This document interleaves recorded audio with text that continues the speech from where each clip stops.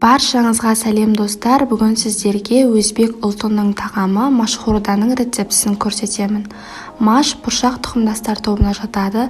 Әрбір адам сүйсініп жейтін дәмді тағам. Маштың құрамында темір, калий, магний, мырыш, натрий сияқты минерал заттар бар.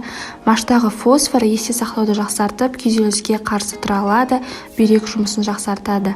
Маш жүрек қан тамыр ауруы бар адамдардың жейтін тамағының қатарында болуы керек. Маш ақыл-ой дамуын күшейтеді, демікпе, аллергия мен артритті емдейді. Осындай өте дәмді пайдалы тағамды жасап көріңіздер. Ол үшін бізге қажетті сұйық май, мен оның орнына кәдімгі қазының қайнатылған және суытып алған майын қолдандым. Сіз кәдімгі майды қолдансаңыздар болады. Және де сиырдың еті, пияз, болгар бұрышы, сарымсақ, картоп, және де күріш, және де маш қажет. Сосын томат пастасы қажет. Керекті заттардың барлығын ұсақтап турап аламыз. Сосын отымызды қыздырып, осылай майды саламыз. Майымыз ерігеннен соң етті салып 5-6 минут қуырамыз.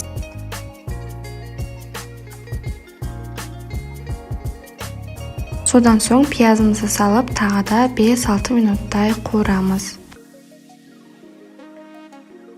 Тағы да бір айта кететін жайт, мен осылай етпен пиязды қуырып тұрған кезде тұз салып қуырып аламын.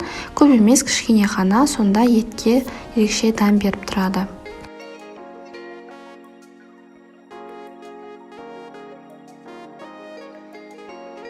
Содан соң болгар бұрышын және де ұсақтап туралған картоп пен сарымсақты саламыз, томат пастасын саламыз.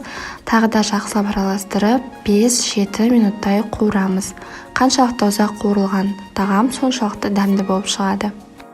Енді үстінен 4-5 рет жуып алынған машты салып, сосын үстінен су құямыз.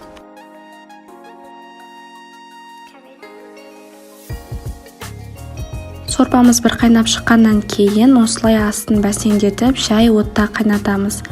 Қарап тұрасыздар, маш жарылғаннан кейін алдын ала 4-5 рет жуылған 10 минуттай суда тұрған күрішті салып, тұз, қалауларыңызша дәмдеуіштерді салып, баяу отта шамамен 10-15 минут күріш піскенге дейін қайнатамыз.